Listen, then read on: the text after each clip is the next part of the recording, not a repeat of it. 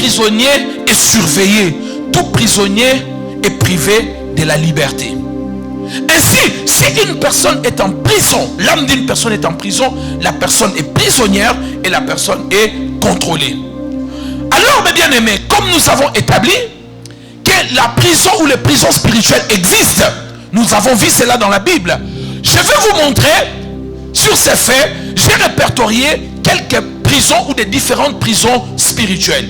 Il y en a beaucoup, mais comme on a commencé un peu en retard, je vais vous prendre peut-être 3 ou 4 pour qu'on puisse aller très rapidement. Amen. Suivez très bien. Et si vous vous retrouvez dans l'une de ces prisons ou dans l'un de ces points, alors priez sérieusement pour votre délivrance. Amen. La première des choses, c'est la prison natale ou la prison du village. Je parle de prison du village ou la prison de là où tu es né. Alléluia. C'est que vous devez savoir, les lieux où vous êtes né, c'est votre lieu de la localisation pour le commencement de la vie.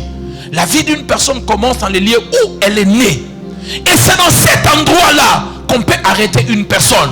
Par exemple, quand nous on grandissait, on savait que quand quelqu'un naissait, les gens naissaient, on coupait leur cordon ombilical et dans certaines familles, on enterrait sous un arbre. Je ne sais pas pour vous, mais vous avez probablement entendu cela.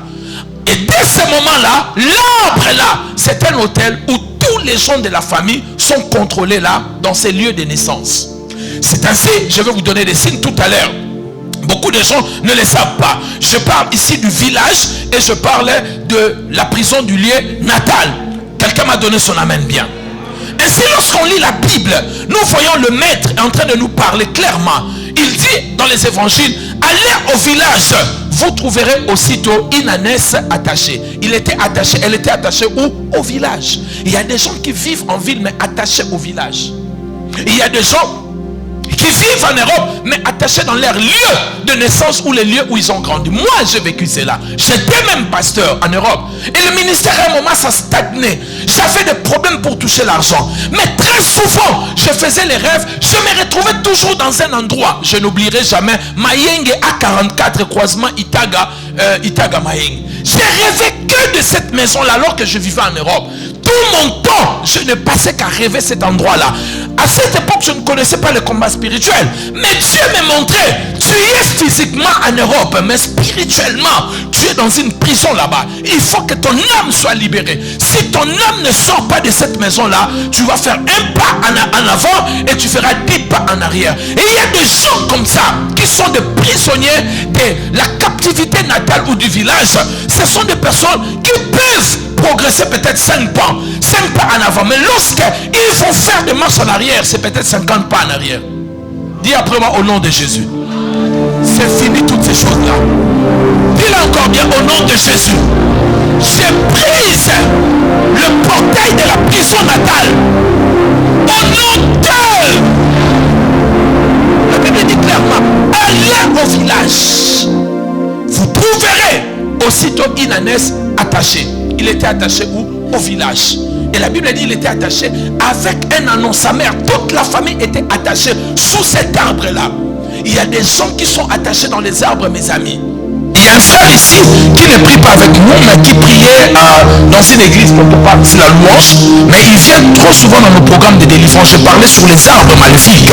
Amen. Et frère, je vous dis qu'il s'est passé quelque chose de grave. Quand j'ai fini de parler, le frère est rentré, il a commencé à prier. Il a fait un rêve, il a vu l'arbre de la famille est tombé à droite. Il a continué à prier. L'arbre est tombé à gauche, mais l'arbre n'était pas déraciné. Il a prié jusqu'à ce que l'arbre était déraciné. Et la vie de cet homme a changé. Il s'est marié même avec une fille, je ne sais pas, la cousine de pasteur Yann. J'avais prophétisé pour cette fille-là. Elle était là, j'ai dit là, cette année tu vas te marier. Aujourd'hui, ils ont 2 enfants. Vous voyez, frères et sœurs, la captivité des lieux de naissance existe. Faites attention, mes bien-aimés dans le Seigneur. Et ici, on nous parle de la prison du village. Vous trouverez aussitôt une ânesse et un anneau attachés dans un arbre. Toute la famille était attachée là. Voyez, mes bien-aimés dans le Seigneur. Ainsi, mes bien-aimés, avant de revenir de cela, la Bible nous montre le mystère de cordon ombilical que je vous ai déjà enseigné. Faites attention mes bien-aimés. Les lieux où vous êtes nés, les lieux où votre cordon a été coupé, là où votre cordon a été enterré. Là, il faut connaître cela. Faites attention mes bien-aimés dans le Seigneur.